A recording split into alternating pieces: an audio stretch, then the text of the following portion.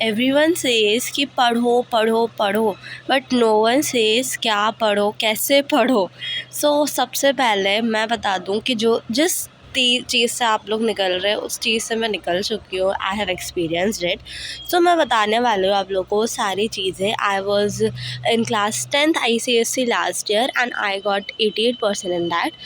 जो भी चीज़ें, जो मिस्टेक्स मैंने करी, जो भी करा है एंड कैसे मैंने 88% लाई हूँ।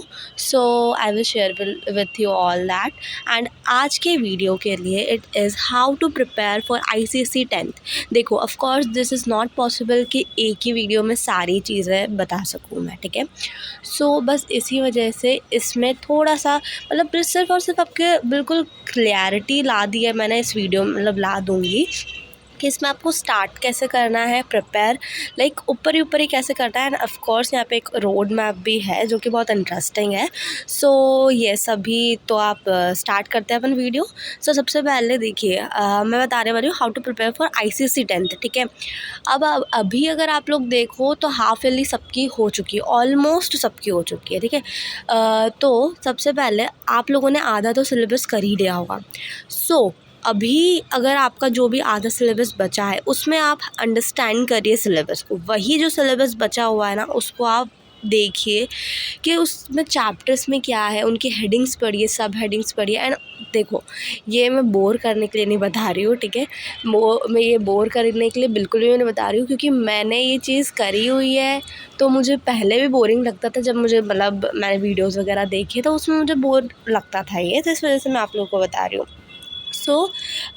बस ये बोलना चाह रही हूँ कि आप अगर ये चीज़ करोगे ना तो आई एम डैम श्योर आपको ज़रूर आपके जो मतलब थोड़ा सा आपको जो वो चाहिए परसेंटेज, वो आपको ज़रूर मिलेंगे। आपकी जो भी इच्छा हो वो वाले परसेंटेज, बस ये कर लो, ठीक है। सबसे पहले अंडरस्टैंड द सिलेबस को थोड़ा सा समझिए।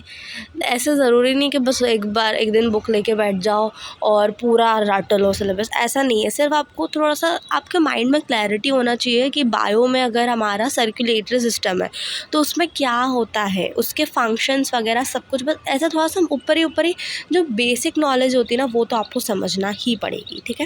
उसके बाद में स्टार्ट फ्रॉम 2 सब्जेक्ट से स्टार्ट करने का मतलब ये है, जैसे बहुत सारे बच्चे होते हैं ना कि एक सब्जेक्ट पढ़ते पढ़ते बोर हो जाते हैं। And I was one of that कि मैंने ना मतलब एक सब्जेक्ट पढ़ा तो जब पढ़ते तो थे, बट वो पढ़ाई जाती कहाँ थी वो आज तक मुझे समझ नहीं आई, ठीक है। तो इस वजह से एक सब्जेक्ट लो, एक सब्जेक्ट का एक चैप्टर करो, बोर हो गए दूसरे सब्जेक्ट का एक चैप्टर करो। इसके साथ एक एडवांटेज भी है आपका, एक साथ आपके 2 सब्जेक्ट कंप्लीट होंगे, ठीक है। एंड हाँ, मतलब ये कोई मतलब बात तो नहीं हुई है एक तरह से कि 2 सब्जेक्ट एक साथ कंप्लीट होंगे, वो टाइम तो उतना ही लेंगे, बट स्टिल मतलब एक बात बता रही हूँ मैं, ठीक है। उसके बाद में वॉच वन शॉट्स, ये बहुत ज़्यादा इंपॉर्टेंट है। वन शॉट्स अगर आप लोग देखते हो ना तो आई एम डैम श्योर बहुत सारी चीज़ें क्लियर हो जाती है अपने माइंड में, क्योंकि वन शॉट देखने के बाद में ना मतलब वो ऐसा रहता है कि जैसे जो हमारी टीचर रहती है बीच बीच में, जैसे अपन लोग स्कूल में पढ़ते हैं तो बीच बीच में डिस्टर्बेंस होता है, ये होता है वो होता है। बस वन शॉट जो देखोगे ना आप, उसमें कोई डिस्टर्बेंस नहीं होना चाहिए, ये भी आप एक बार ध्यान रखना, ठीक है। कि बस एक बार में देखा है तो उसको बिल्कुल ऐसा होना चाहिए कि हलवे की तरह खा लो, पर उस हलवे का टेस्ट भी लेना है, ओके। मतलब हलवे का टेस्ट लेना है, एज आई एम सेइंग कि आपको उस चीज़ को समझना भी है, जो आपको इसमें बोला है वन शॉट में, आपको समझना भी है। एंड बात रही यूट्यूब चैनल्स या फिर ऑनलाइन रिसोर्सेज की, तो मैं आपको नेक्स्ट वीडियोस, आने वाले वीडियोस में बताती रहूँगी। Just stay tune for that. उसके बाद में आए रीड चैप्टर्स। अब रीड चैप्टर्स का मतलब ये नहीं है कि आप पूरी बुक लेकर पढ़ने लग जाओ, that is not the thing I am saying. क्योंकि अगर आप पूरी बुक पढ़ने लगे ना, एंड ये मेरी एक सबसे बड़ी मिस्टेक थी मैं क्या करती थी ना, एक मतलब चैप्टर लेके बैठे तो उसकी एक एक लाइन में पढ़ती थी, उस वजह से टाइम भी वेस्ट होता था, एज वेल एज दूसरे चैप्टर्स में भी डिस्टर्बेंस आती थी कि दूसरे चैप्टर्स जो है वो भी नहीं पढ़ पाई। तो ऐसा मेरे साथ बहुत हुआ है। Just don't do that. आप सिर्फ और सिर्फ इम्पॉर्टेंट टॉपिक्स जो है वो ही पढ़ो। मैं बहुत सारी चीज़ें लाने वाली हूँ उस चैनल पर, एक ही वीडियो में इज़ नॉट पॉसिबल, तो उसमें आप देख लीजिएगा। एंड मैक्स टू मैक्स एक ही दिन में मैं भेज दूँगी ये वाला वीडियो, तो कि आप इम्पॉर्टेंट मतलब कैसे क्या इम्पॉर्टेंट टॉपिक्स वगैरह जो है वो कैसे यूज़ करें, ठीक है, आपकी पढ़ाई में, तो मैं बता दूँगी। एंड अब नेक्स्ट आया हमारा सॉल्व क्वेश्चंस। स्पेशली आपके PYQs जो है उनके क्वेश्चन सॉल्व करिए, एज़ वेल एज़ जो आपकी बैक एक्सरसाइज होती है, मतलब जो हमारे बोर्ड क्वेश्चंस होते हैं बैक एक्सरसाइज में, ऐसे नहीं जो नॉर्मल लिखी हुई है वो, जिस एक्सरसाइज में बोर्ड क्वेश्चंस होते हैं, फॉर एग्जांपल ज्योग्राफी थी, ज्योग्राफी में अगर आप लोग कभी भी बुक खोल के देखेंगे ना आपकी, तो मुझे अभी भी याद है कि पीछे बहुत सारे बोर्ड क्वेश्चंस लिखे हुए होते थे, ठीक है। सो उन पर ज़रूर ध्यान दीजिए, वो मतलब ज़्यादा रिपीटेड पैटर्न में रहते हैं, तो उनको ज़्यादा फोकस कीजिए, ठीक है। अब सॉल्व क्वेश्चन में यहाँ पर लिखा है 2 Rs, तो ये 2 रुपीज़ नहीं है, ये रिवाइज़ रेगुलरली है। इसमें क्या करना है ना, आपको अगर रिवाइज़ करते रहे रेगुलरली, मतलब वीकेंड्स पे ही कर लो, ऐसा नहीं रोज़ रोज़ करो, रोज़ रोज़ करो तो बोर हो जाओगे, कि फिर एग्ज़ाम टाइम पे खोलने का ही मन नहीं करेगा उसको, ठीक है। सो बस उसको ऐसा करो कि वीकेंड्स पर या फिर आप बीच में कोई सा भी डे चुन लो, जो भी आपको मतलब अच्छा लगे एज़ पर योर सेटिस्फेक्शन, तो आप वो रिवाइज़ करो, जो जो भी आपने पूरे वीक पढ़ा है वो आप रिवाइज़ करो, ठीक है। उससे क्या होता है ना, हमारे माइंड में बैठ जाती है वो चीज़ें। मैं बोर करने के लिए नहीं बोल रही हूँ, अगेन आई एम सेइंग, मैं बोर करने के लिए नहीं बोल रही हूँ, आई एम जस्ट सेइंग कि ये चीज़ करना इम्पॉर्टेंट है यार। मेरे को भी बोर लगता था ये, बट इम्पॉर्टेंट है, ठीक है। उसके बाद में बात आ जाती है हमारे question solving PYQs, don't do everything I am told. देखो ये चीज़ मैंने इसलिए अलग से लिखी हुई है क्योंकि ये अगर आप ये सब करो ना करो, अंडरस्टैंड सिलेबस वगैरह वगैरह जो भी है, ये करो ना करो, but this is the important part. Question solve करना इज़ इम्पॉर्टेंट। क्वेश्चन सॉल्व ऐसा नहीं है न्यूमेरिकल्स ही सॉल्व करना है। दूसरे जो क्वेश्चंस है आंसर राइटिंग करो, जिससे कि आपकी आंसर राइटिंग की हैबिट बढ़े, सो दैट आप जल्दी जल्दी एग्ज़ाम में लिख पाओ। देन PYQs करो, PYQs से ही क्वेश्चन सॉल्व करो, ठीक है। PYQs ही इतने इंपॉर्टेंट हो जाते हैं ना कि आपको दूसरे जो वो है 10 इयर्स के PYQs करो ना, नो नीड टू डू कि 20 ईयर्स में, मतलब इतना तो हो भी नहीं पाता है, बट स्टिल 10 इयर्स तक के सफिशेंट। एंड मैं बहुत इंपॉर्टेंट वाले PYQs भी बताने वाली हूँ जो मुझे नहीं मिले थे, मुझे एग्ज़ाम के एक रात पहले या फिर एग्ज़ाम के 2 दिन पहले, 4-5 दिन पहले पता चले थे वो PYQs और सैम्पल पेपर्स। सबसे बड़ी बात बताऊँ तो वो ऐसे ऐसे क्वेश्चंस थे ना, मतलब PYQs के, जो मेरे एग्ज़ाम में 2 से 4, मतलब एक जो हमारे वो है एक सब्जेक्ट में मैक्स टू मैक्स 1 या 2 तो क्वेश्चंस वैसे आए ही आए हैं। मतलब पता नहीं, मैंने सोचा यार ऐसा कैसे हो सकता है कि सैम्पल पेपर्स में से क्वेश्चंस आ रहे हैं हमारी बोर्ड एग्ज़ाम में, बट वो सैम्पल पेपर्स कौन से थे मैं अभी नेक्स्ट इधर बताने वाली हूँ। बहुत ज़्यादा इंपॉर्टेंट है, प्लीज़ उन क्वेश्चंस को ज़रूर करिएगा, उन पेपर्स को ज़रूर सॉल्व करिएगा, ठीक है। एंड देखो ये कोई वो नहीं है कि मैं सिर्फ यूँ ही बता रही हूँ, ये प्लीज़ बहुत इंपॉर्टेंट है एंड करिएगा ज़रूर। फिर don't do everything IMP only, जो मैंने यहाँ पर बताया आपको कि सिर्फ इम्पॉर्टेंट टॉपिक्स करो, no need to read the whole book line by line etcetera etcetera, ठीक है, कोई ज़रूरत नहीं है। फिर बात आ जाती है हमारी यहाँ पर, जैसे मैंने बोला फुल स्ट्रैटेजीज़, तो आपको सब्जेक्ट वाइज स्ट्रैटेजीज़ जो है एक एक सब्जेक्ट, फॉर एग्जांपल इंग्लिश हो गया, हिंदी हो गया, अलग अलग अगर आपको देखना है तो वो जल्दी आ रहे हैं चैनल पर, so just stay tuned for that. अब बात है नोट्स की, येस और नो, मतलब नोट्स बनाए या नहीं बनाए। देखो नोट्स बनाने वाली तो मैं नहीं हूँ, क्योंकि मेरे को मतलब मैं वैसे नहीं थी कि नोट्स बना के पढ़ो एक्सेट्रा, क्योंकि मेरे को डबल मेहनत लगती थी। और कुछ बच्चे ऐसे होते हैं कि मतलब नोट्स बनाकर ही पढ़ने की आदत होती है, तो इट्स अप टू यू, आप कैसे हो, आपको कैसा क्या लगता है। मैंने नोट्स तो नहीं बनाए थे, और जब बनाए थे तो यूँ ही टाइम पास के लिए बनाए थे। फॉर एग्ज़ाम्पल यूँ ही मतलब हाइलाइटर से हाईलाइट कर दिया, मतलब ऐसे, मतलब वो नहीं करते नॉर्मल टाइम पास के लिए तो बस वही करा था मैंने। नोट्स ऐसे यूजुअली नहीं बनाती थी मैं, ठीक है। तो इट्स अप टू यू, आपको बनाना है नहीं बनाना है, ठीक है। उसमें कुछ इतनी दिक्कत नहीं होती है कि नोट्स बनाए। कुछ बच्चे तो ऐसे, मतलब मेरी क्लास में ही थे कि एक रात पहले ही 88% आ जाते थे। सो हाँ, ऐसा हुआ है क्लासेस में कि ऐसा ज़रूरी नहीं है कि हमारे नोट्स बनाना इज़ इम्पॉर्टेंट, ठीक है। अब now coming towards road map, जो कि बहुत ज़्यादा इंटरेस्टिंग है, ठीक है। सबसे पहले देखो, रोड मैप अगर अभी देखें तो अभी चल रही है हमारी दिवाली वाले आने वाली है, ठीक है। तो हमको अक्टूबर में दिवाली तो लाइक उसको तो छोड़ नहीं सकते, बोर्ड्स हो कुछ भी हो भाड़ में जाए, बट दिवाली नहीं छूटनी चाहिए। तो उसको उसके साथ साथ आप लोग वेकेशंस में प्लीज़ एक और काम कर लीजिएगा, आपका जो भी बैकलॉग्स है फॉर एग्ज़ाम्पल आप कुछ भी चीज़ छूट गई हो, अभी तो आजकल के बच्चों को सबको पता है बैकलॉग्स क्या होता है। सो हाँ, मतलब बैकलॉग्स अगर आपके हैं तो आप उसको प्लीज़ प्लीज़ प्लीज़ कंप्लीट कर लिए बिफ़ोर नवंबर, क्योंकि नवंबर के पहले जो जो हो सकता है वो हो जाएगा, क्योंकि अभी अभी आप लोगों की हाफ ईयरलीज़ हुई है, ठीक है। तो अगर वैसे तो बहुत सारे बच्चों का नहीं बचा होगा कुछ भी बैकलॉग, बट स्टिल किसी का बचा हो तो वो कर सकते हैं। एंड ये तो ठीक है, बैकलॉग तो ठीक है, रिवाइज़ जो ज़रूर करना है। अब आप बोल रहे हो क्या बोल रही है ये, हाफ़ ईयरली अभी गई और वापस उसका रिविज़न करेंगे क्या?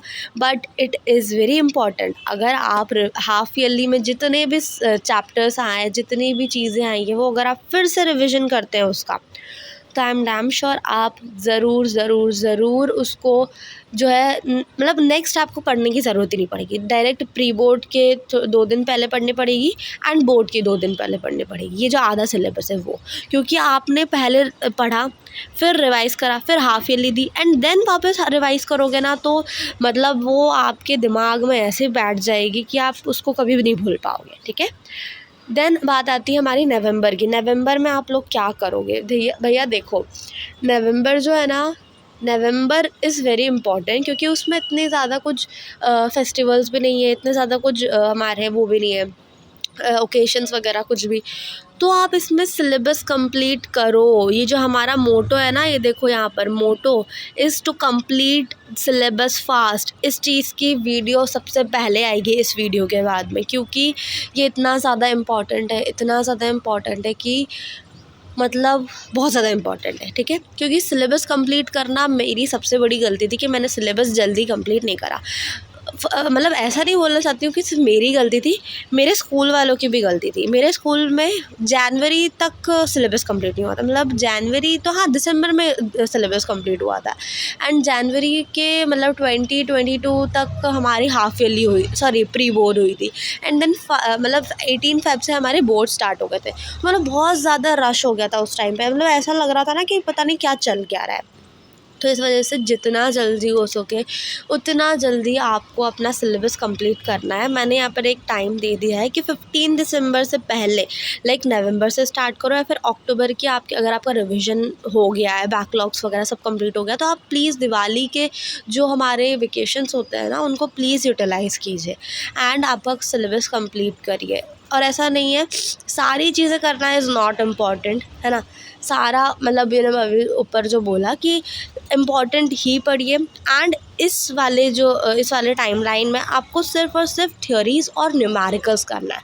कोई डायग्राम्स नहीं करने, कोई मैप्स नहीं करना, कोई टोपो शीट्स नहीं करना, कुछ नहीं करना, सिर्फ़ और सिर्फ आपको थ्योरीज़ एंड न्यूमेरिकल्स करना है, वही चीज़ जो आपकी बुक में लिखी हुई है, ठीक है। उसके अलावा आपको डायग्राम्स वगैरह अभी नहीं करना है। उसका एक बहुत बड़ा मोटिव है क्यों नहीं करना है, क्योंकि अगर आप अभी से करते हैं ना, तो डायग्राम्स वगैरह ऐसी चीज़ होती है कि आप भूल जाते हैं, क्योंकि बहुत सारी चीज़ें डायग्राम्स वगैरह एंड हमारे जो मैप्स है वो तो ऑफ कोर्स कोई भी भूल जाएगा, क्योंकि मैप्स ऐसे है कि 3-4 नहीं, मैप ज्योग्राफी में आई गेस 5 से 6 मैप्स है एंड टोपो शीट्स भी अलग अलग चीज़ें बताती है। तो वो आप ना एंड मोमेंट पे भी करेंगे ना, मतलब रात को भी 1 दिन पहले भी करेंगे, एग्ज़ाम के 1 दिन पहले भी करेंगे, तो आप ऑफ़ कोर्स सारी चीज़ें गैदर कर पाएंगे एंड सारी चीज़ें पढ़ पाएंगे, map related, topo sheet related and diagrams वगैरह। जो भी एक्स्ट्रा चीज़ें ना वो आपको नहीं करना है। मेरे कहने की यही वो है कि आपको जो भी अलग चीज़ें, एक्स्ट्रा चीज़ें वो नहीं करना है, सिर्फ और सिर्फ थ्योरीज़ एंड न्यूमेरिकल्स करना है। अब बात आ जाती है हमारे दिसंबर टू फरवरी।